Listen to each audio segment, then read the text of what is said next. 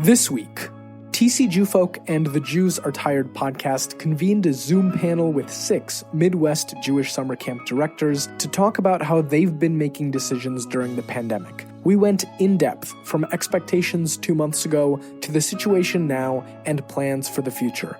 Coming up is the recording of our conversation. I'm Lev Gringaus, and welcome to The Jews Are Tired, your podcast about Jewish news.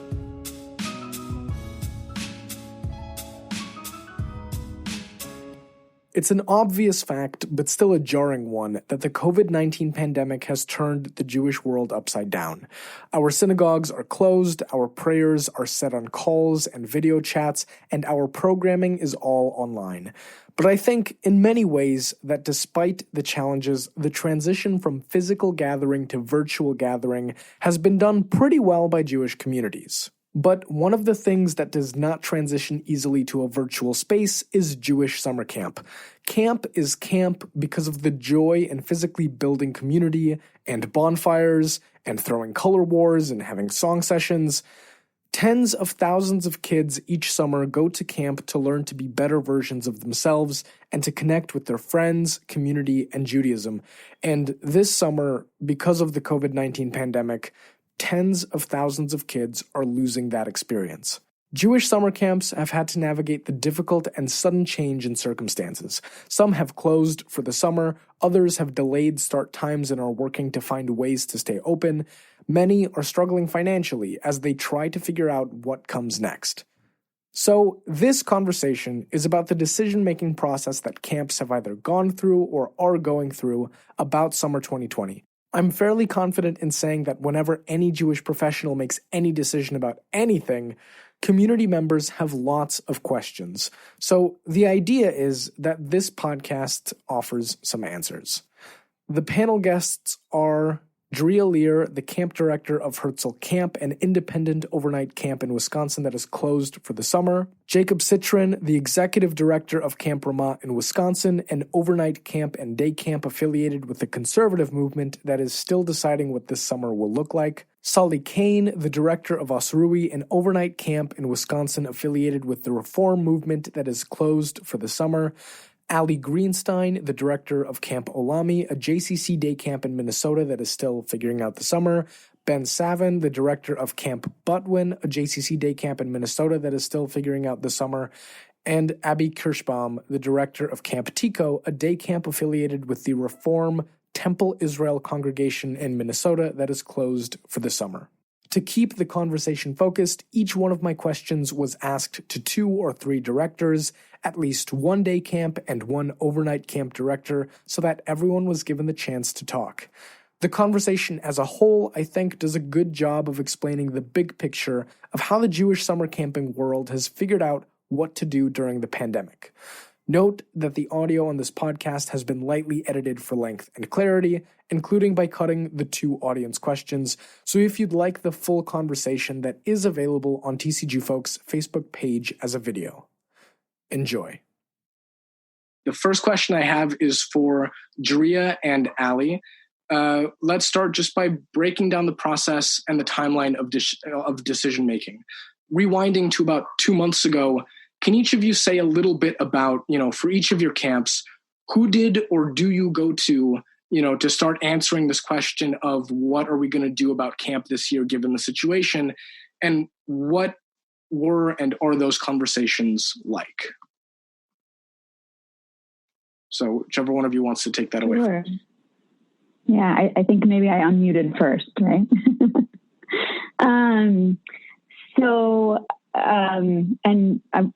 I also want to start by thanking Jewfolk for hosting this conversation. Those of us in the camping field have obviously been talking to colleagues for a long time, and we certainly want to be able to answer community questions as well. For us, pretty early on, so early in March, my first call was to the Herzl Camp Medical Committee. So we have a committee of medical professionals who advise and guide us on camp operations, sign off on things that need a medical professional's signature during the summer, help us think through processes and procedures in our health center, as well as public health things at camp. And so they were really my first call to get a sense of what were we looking at, what were we talking about here. And so from there, we obviously, set up calls in the future, because back in March, feels like we knew, less and also simultaneously more than what we do now. It's very strange. Definitely less though at that point. And from there, we then went to a small committee made up of board members from the Herzl Camp, organization, which we called our COVID steering committee, which was made up of financial folks. There were some programmatically minded people. We added in the voices of our medical committee, and that's really where we started. And started having weekly check-in meetings. Obviously, as things were changing so rapidly, we wanted to make sure we stayed on top of it. And so that's where we turned to internally first.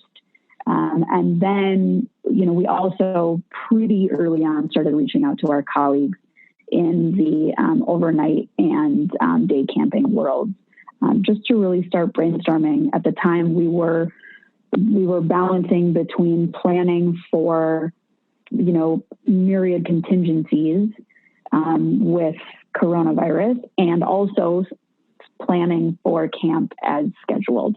And so trying to balance those two things and dividing and conquering, and getting support from our community, like our professional community, was incredibly helpful, incredibly comforting, and also I think challenged us in the right ways to think through all of the different details, some of which we may have come to on our own, and some of which we certainly would not have, particularly as it relates to our medical committee. They were instrumental in helping us understand what our options were.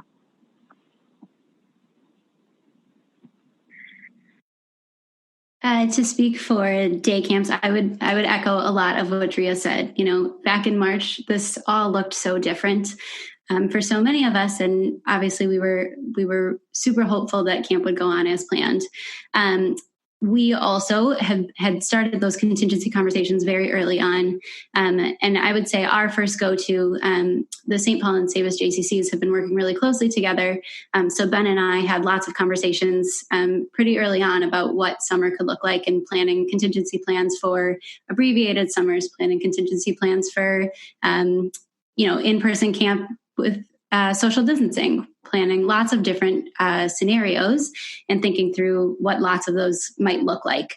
Additionally, we have been working with a safety consultant who works for the St. Paul JCC, but also is doing a lot of work with the Savis JCC, who has reached out to lots of different medical professionals and has been the one to really dive into the CDC guidelines and the information available to us from the Department of Health and the governor and all of those things. And he's been able to compile lots of it and put a plan in place for what camp would look like should we be able to run. In addition to that, I would say we sat on lots of calls with the American Camping Association and in addition, the JCC Association, and found, those conversations were really helpful to be able to network and connect with lots of other professionals dealing with the same conversations, and to springboard ideas amongst one another and talk about, how we can make a meaningful camping experience, knowing what the expectations were in order to make sure that we were able to maintain the health and safety of our campers, our staff, our family, and the integrity of our program. Does anyone else want to, jump in on that or add at all to, that part of the conversation about those early stages, who you were talking to and what those conversations were like? Okay. Then sort of building off of that, let's talk about the timeline. And this is a question for Jacob and Abby. how do you figure out the timeline of making a final decision with so many things in flux? I mean, for your camps, how did you, or do you, decide the line between, let's give it another week to see what our options are, and we need to get our campers, parents, and staff an answer now? If whoever wants to go first, Jacob or Abby. I'll go. That was definitely a very the hardest part of this. We wanted to give an answer and we didn't know. And so how do we come up with a timeline that's going to satisfy everyone and give us the appropriate information and make sure that we're covering all of our bases and we know the right decision. And to be honest, this is all uncharted territory, and how will we ever know? And as our governor has been saying so wonderfully and beautifully, if at the end of this we say, wow, we overreacted, that's great. That's what we want. We want to have overreacted to save more lives and to help more people and to stop the spread of the disease. I think for us, it was very clear that there were a lot of things that have to get done before camp starts. Our training for our staff members was not something I was willing to compromise on. I was not willing to do that online. I don't think that would be as effective, especially for a summer where kids are, this is it's a transition year for them. It's a very difficult summer for them, a very difficult year for them. And not to be able to give staff appropriate training was not something that I was willing to compromise on. And so I think with that kind of gave us a little bit of a basis of what this looks like. So I have 2 weeks of staff training. I needed at least a week in the office to print things, or anything like that. As well as making sure our facility was taken care of appropriately, and how many people need to take care of the facility. So kind of working backwards from that and knowing, we can't open if we're able to open, and if we were able to be in groups of 100 or something, in July, I still need 3 or 4 weeks to get stuff going, and then we're already in August. And does that make sense? So I think that was a big piece for me. From our perspective, part of this is almost exactly what Abby said. Back planning. What are the different levers? My guess is Juri Ansali would agree with me on this. We got really lucky that things started shutting down in the middle of March and not in the middle of April. Because we would have started making significant investments, signing contracts, buying food, getting camp up and running, at least for the overnight camps, in early April. That would have put us really in a much scarier financial position, and would have made a lot of these questions much more difficult for us to navigate.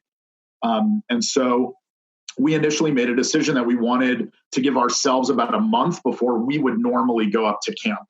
I would be heading up to camp right around June 1st. And so we committed to making an announcement at first by May 1st. And then shortly thereafter, different senior staff would come up, et cetera. And, I will say that the optimism in the field early on was for a national response. Really at the federal level, that there would be an investment in testing, that there would be a reliance on guidelines from the Centers for Disease Control, that the American Camp Association, which I think accredits all of our camps, would have been able to translate the CDC guidelines. And really, as April bore on, it became so clear that so much of this was going to become politicized. And clearly what's happened in Wisconsin, for those of us who have camps in Wisconsin, over the last 2 or 3 days is really frightening and scary. And it's different than the lives that some of us are living in Illinois and Minnesota. And so as time went on, we were waiting, and we were counseled by the American Camp Association, by the Foundation for Jewish Camp, to wait as long as possible. We were hoping. And as things have continued to develop, that hope is more and more difficult to hold on to. The last point I would just make is, because the pandemic is national and global, for me personally, it has changed the calculus of feeling like our staff and parents need to know about camp, right? If there were, God forbid, a localized outbreak of a communicable disease in northern Wisconsin, and we had to shut, there'd be all sorts of other camping options out there. The nature of the pandemic and the stay-at-home orders and social distancing makes it such that we're all kind of held hostage, literally in our four walls of where we live, but also just in terms of these different options. And just honestly, I think some, if not all of us, would have felt pressure to make decisions earlier and earlier had the dynamics in the region and in the country been a little different. Yeah. Does any other director want to jump in on that? Okay. That's something, the point about, everyone experiencing this, and it's an interesting point you raise about the timeline sort of not mattering as much. We're going to come back to that with a question later as well. So now, to this question is for Solly and Ben. When it came to planning out the different options of what summer could have or will look like, how did your camps go about that? I mean, I see this question as, a question about how you've approached the uncertainty of this situation. I mean, when you're watching what was happening in the country, did you say, okay, we know these are our couple options, one of these seems most likely, let's focus on that one? Or did you manage, the investment in several options and then, wait to see what stuck? Sure, I can speak to that.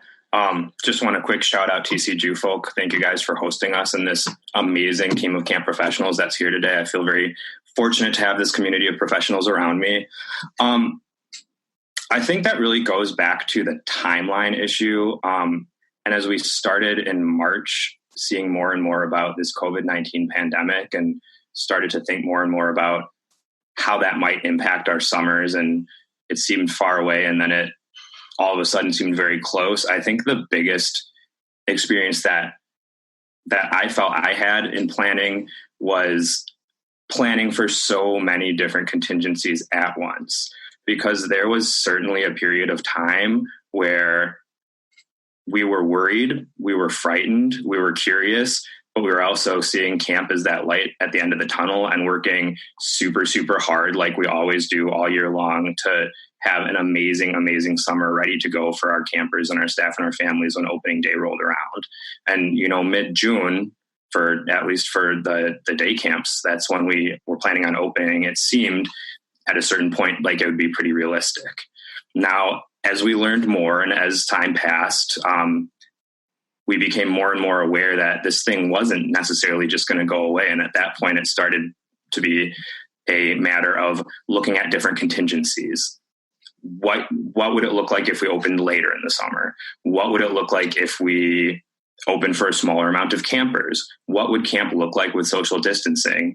And starting to plan for what camp is going to look like if we can run it as usual, what camp is going to look like if we can run it, but it's going to be a very different way. And then starting to think about that inevitability or that, possible contingency of what if we have to cancel camp entirely? How are we going to communicate that to our families, and how are we going to process that ourselves? I think working at the JCC, I feel really fortunate that we have this amazing team of professionals that support us in making those decisions and in looking at the different factors at play.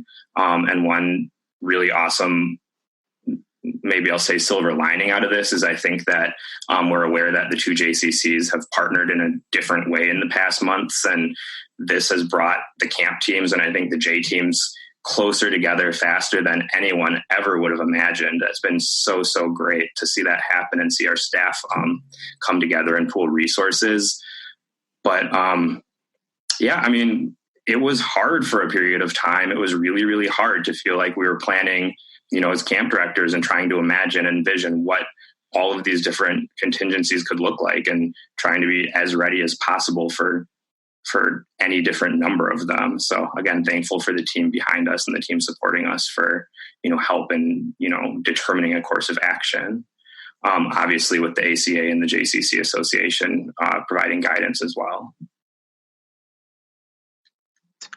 I'll jump in. Let me first add my thanks to you, Lev, and to the TC JUfolk team for bringing us all together. And nice to be with a great group of friends and colleagues this evening. To echo a lot of the things that others have already said, these are challenging conversations and decisions for camps. And we worked closely with our sister camps across the country in the reform movement, the 15 URJ camps across the country, along with all the other partner organizations that others have mentioned. And there were really three paths forward from the beginning. Go, we're going to have camp this summer. No go, we're not going to have camp this summer, or some sort of modified open where camp's going to start late. And each of those within them had any number of permutations and paths. And all of us were kind of trying to work across those three buckets and within all the different paths.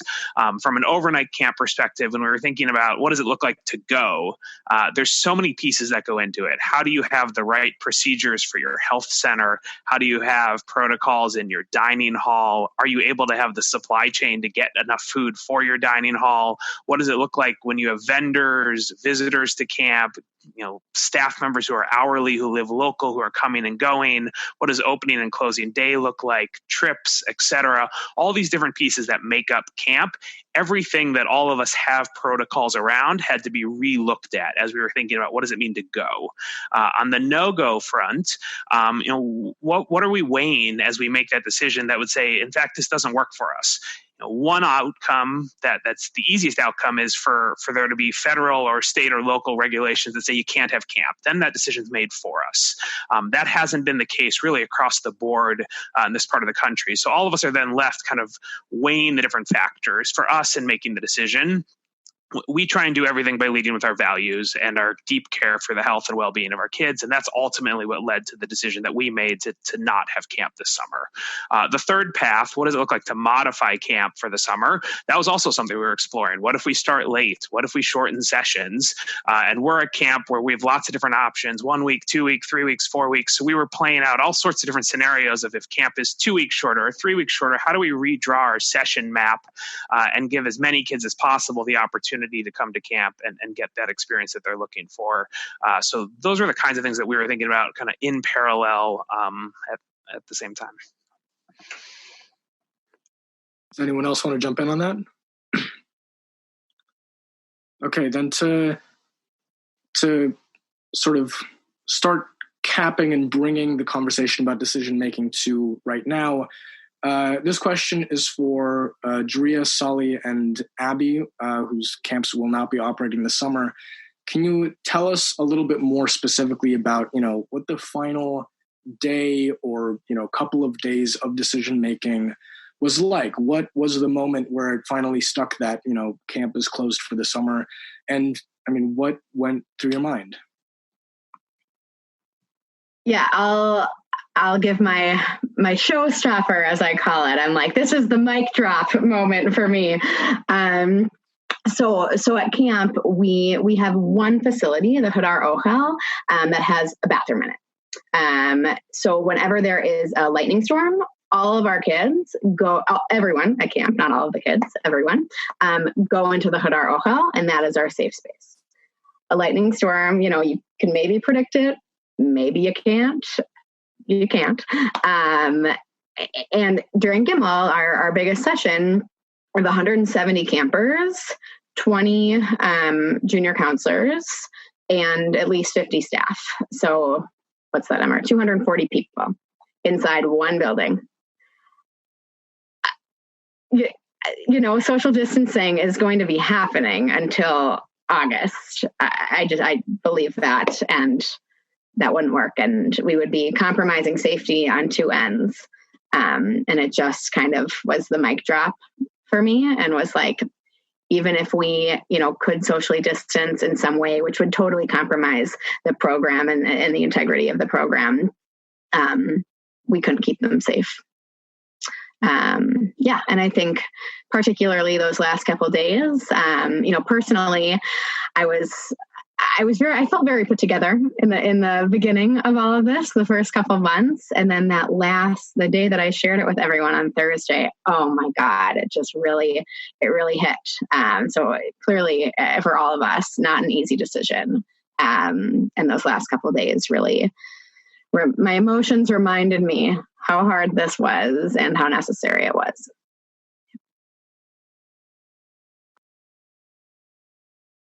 Sure. So the URJ, the Reform Movement camps, were the first large movement to come out together and make an announcement about the summer. We announced on April 30th that collectively the 15 URJ camps serving 10,000 campers were not going to have camp this summer. Getting to that moment, it was a decision that we were certainly honing in on in the weeks leading up to it and finalizing in the few days beforehand. And then it was a pretty carefully coordinated moment across all of our camps so that our kids, whether they're going to OSRUI in Wisconsin or one of our sister camps, Harlem in Pennsylvania or Newman in California, families were finding out at the same time. We had conversations with stakeholders, with congregations, with our boards, and immediately there's a moment of pivot of going from decision-making mode to going to support mode. And kind of once that email goes out, for us, we have 1,000 kids in the summer who were just as heartbroken as all of us were on the full-time staff. And how can we immediately start to support them and their families? And we had a series of webinars over the next few days, a town hall for our community to come together, a Shabbat gathering, opportunities for parents to talk with our camper care team. And then we spent the next week reaching out to families and our summer staff members individually to check in on them and hear how they were doing. Really similar for us. And it's actually one of the things that I love about this industry that, we all do things in our, with our own brand. But at our core, we are kin. And I just love that. So our process looked and felt really similar to Sally's, and that it was a really coordinated effort, of course, not across a variety of camps, but across our different stakeholder groups. We had spent the 2 weeks prior to that decision communicating with different stakeholders. So, our board members and community members, our parents, our staff, our OSRUI, the staff in training, just to bring them into our thought process. And so for about 2 weeks before the decision was officially made and communicated out, we had just been sharing information and, the things that we know, the things that we don't know, and the information that we still felt that we needed in order to make an official decision. And that process was really therapeutic for me, for lack of a better word, just to be able to bring other people into a thought process. And even though as we were having those conversations, there were no decisions made, we were still learning new information. It felt like as a community, we were learning together. And so when it came time for us to communicate our decision, like Sally said, you go from decision mode to support mode. For us, right? It was the click of a send button that we did that, and I think being able to process with our community was an incredibly meaningful experience for me. And in the weeks since we have communicated the decision for Herzl Camp, we've heard such beautiful stories of resilience and support across the board. We've also been calling camper families, connecting in with staff, a variety of, we call it Community Care Week. And that process of communal learning, I think was what made that more seamless for us than I anticipated it being. So then, as a question then aimed for Jacob, Ali, and Ben, for some camps, the timeline of, what's happening during the summer physically has stopped, but for you, the timeline is still going of figuring out what's going to happen. So on the note of that timeline, what's your checklist for running camp this summer? What are the things you need to have to say, yes, we can do this? What are your deal breakers? And how are you approaching communicating all of that to parents who may be concerned about the risk of camp running? So again, that's for Jacob, Ali, and Ben.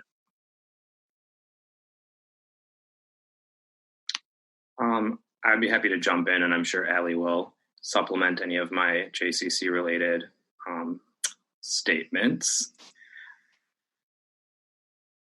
I think that one of the opportunities that we may have as day camps is that in some cases, the type of infrastructure that we need to open may be different than some of our colleagues in overnight camps. Now, that's not always the case because every camp is different. But, I think our hope, and I want to be clear that when I say hope, I mean, we hope, but we don't promise. But our hope would be that if things take a correct shift and as we get guidelines that we have not yet received, that perhaps we would be able to make a decision to open in some capacity.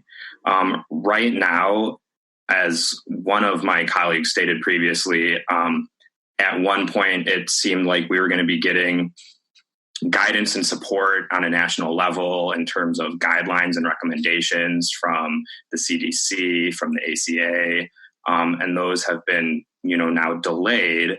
And at a certain point, it became unrealistic and didn't feel safe to commit to opening on opening day as scheduled.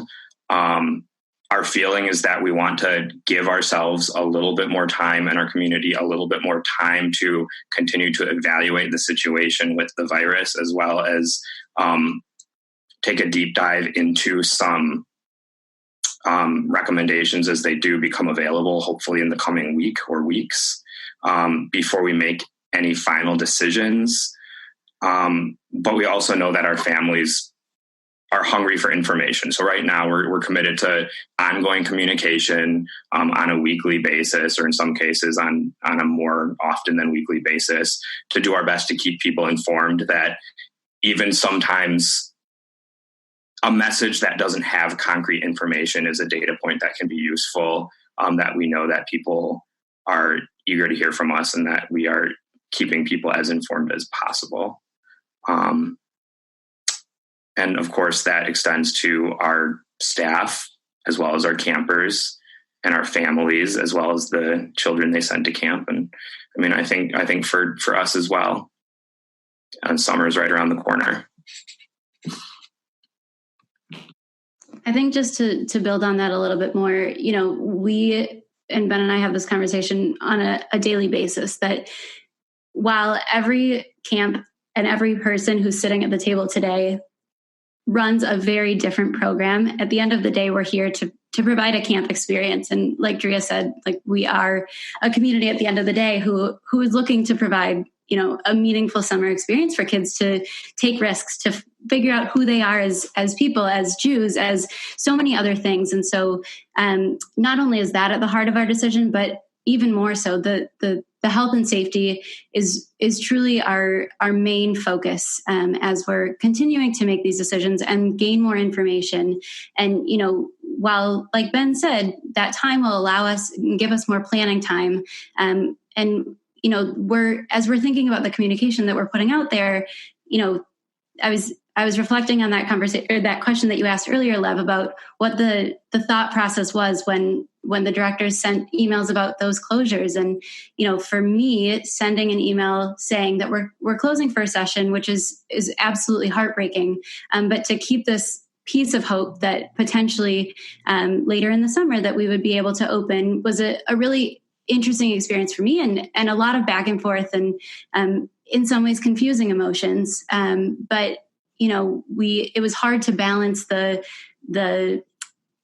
providing a space to process, and also remaining hopeful that the possibility is still out there that as we gain more information and have more planning time, that we could potentially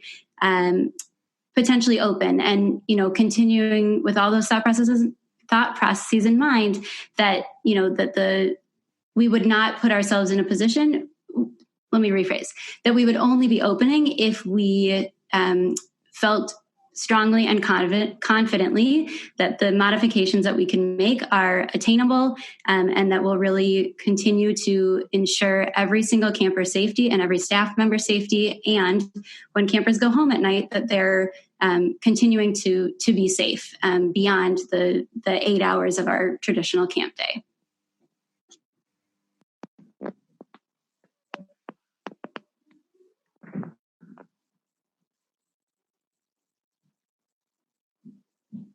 Jacob, can you hear us?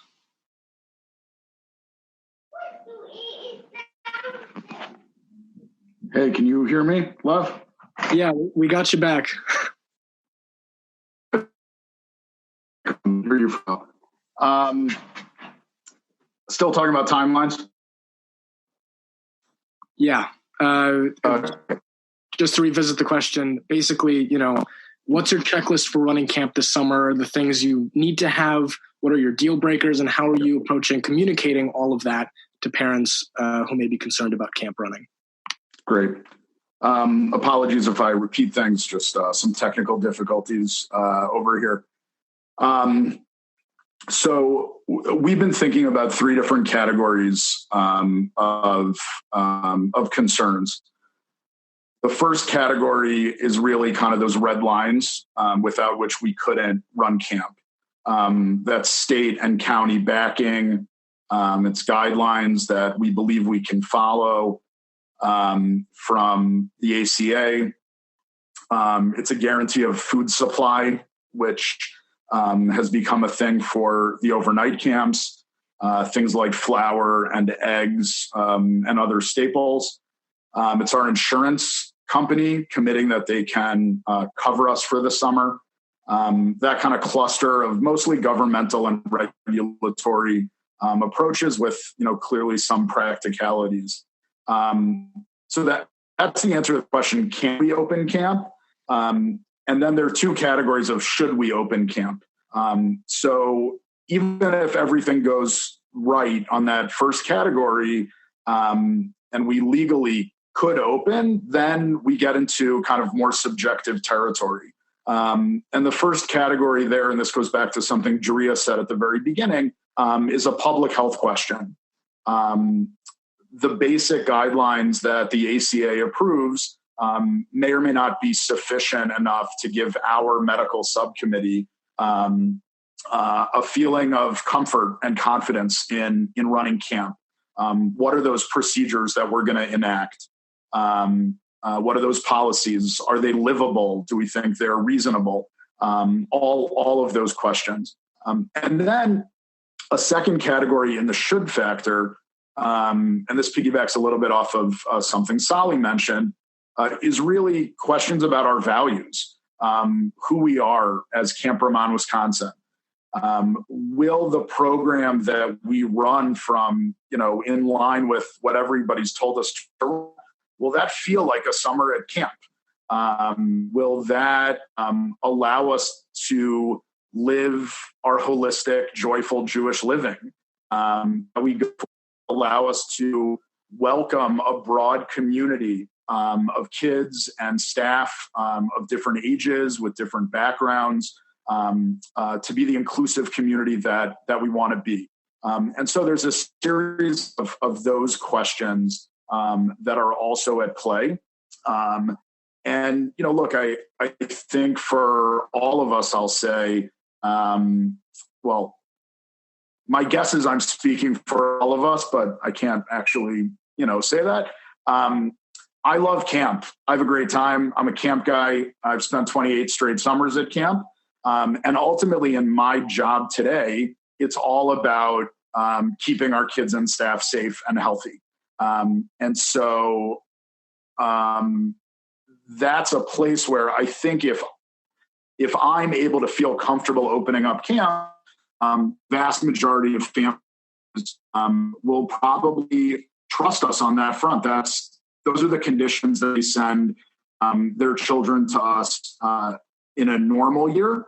And clearly, ultimately, they have to make the final decision on that. And we don't judge anybody, whether camp professional or parent, for deciding not to send their kids or for deciding to send their kids.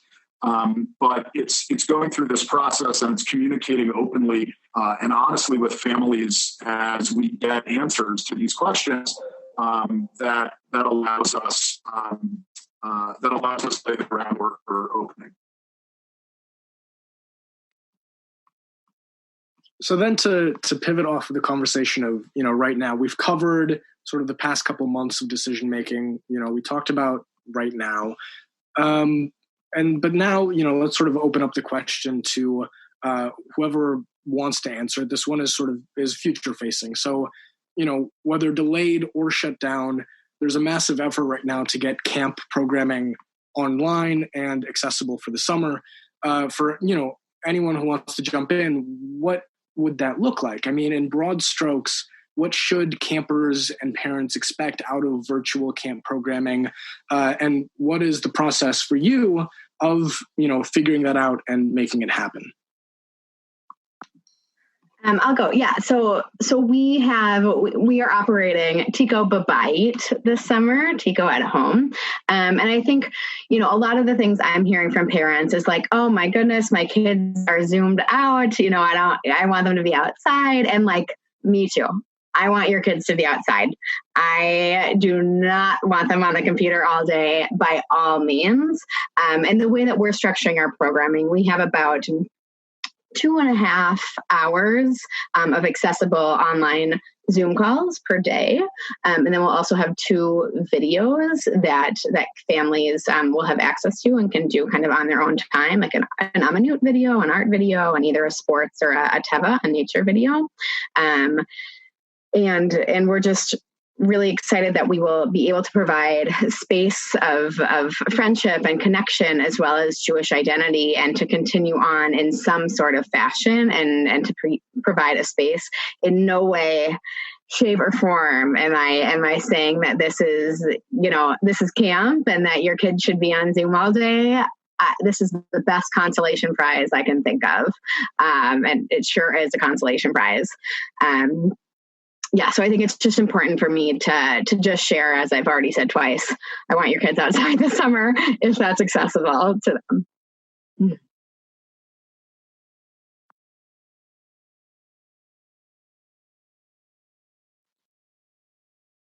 Does anyone else want to jump in? I think Abby really said it. That's really similar to our thought process as well. I think we work at camp, like Herzl staff, myself, and, without speaking for my colleagues, we work at camp because we like to be outside in person in this immersive experience. And I think, going into it and putting aside the shoulds, what should we be doing? What should our communities expect? The shoulds are tricky in this world right now, and in this camping world right now. And so just thinking really intentionally about how we can maximize and capitalize on the things that camp does really well, right? Connection, community, feeling a sense of something larger than oneself, and that pride in Jewish identity, and figuring out the authentic engagement opportunities that our community can have access to over the course of the summer. So really figuring out what that looks like is our MO right now. So just to maybe push on that a little bit more, would any of you be willing to offer any sort of example of a specific program that you're, trying to figure out how to make work at home and the inner workings of that? I'm not going to make you by any means, but, is there any level of specificity that any of you would be willing to speak to? Sure. Sally, you go. I was just going to say, I don't have specific examples for you in this moment, only because, we're still in ongoing conversations and are getting excited and ready to launch it soon. That said, we are, like Abby said, we want kids to get outside. We know that in and of itself is such a key element of summer experience. And so we want to do as many things as we can to encourage that happens. Additionally, we know that camp is a form of childcare in a lot of ways, especially day camp. And so, to be able to provide, like Drea was saying, those engagement opportunities that make it feel like camp. And in addition, to provide some activities that we're trying to balance between, we know families are working full-time jobs in addition to being parents, and now in addition to being counselors. And so figuring out that balance between providing some meaningful content and also some self-directed content, especially for the kids that come to day camps, being that they're entering kindergarten. And so while so independent in some ways, not completely, not like a 17-year-old. And so so figuring out what kinds of programming we can offer to make sure that we're not asking so much of our families, so that they can get the things that they need to done, and also allow for an opportunity for our campers to be part of our Camp Olami community or any camp community, and engage that way. I would say specifically, so I was working on a program today with a colleague that I just want to share. And something we have kind of honed in on is knowing that less is more, and, knowing for ourselves an hour-long Zoom call is really long. And, at least with me, I've seen a lot of my colleagues at our religious school and our ECC, teach all day long. And I've taught too. I work with our youth groups, and it is exhausting. If I have 3 youth groups events in a day, I prepare for that. And so knowing that short and sweet for our staff to make sure that our energy is up, as well as for our families, and knowing that our kids' energy is going to go down throughout the length of the Zoom call. So specifically today, we are working on virtual bonfire and song session. But we literally, I'm going to give away all my secrets, but we Googled campfire loop. And we found a loop, and we're like, okay, we'll screen share. We'll do maybe a bit about how to make a s'more or how to make a hot dog, whatever it is. If we need to do it in the microwave, we can do it in the microwave. And then we'll do a song. We'll do a discussion question, another song, another discussion question, and another song. And because, that's about half an hour. And it'll be lovely, and it'll be campy, and it won't be too much. And hopefully that'll make it meaningful. So I hope that helps with some of the specifics. This has been this week's The Jews Are Tired podcast. I'm Lev Gringauz. Don't forget to subscribe and share, and hopefully next week the Jews will get some rest.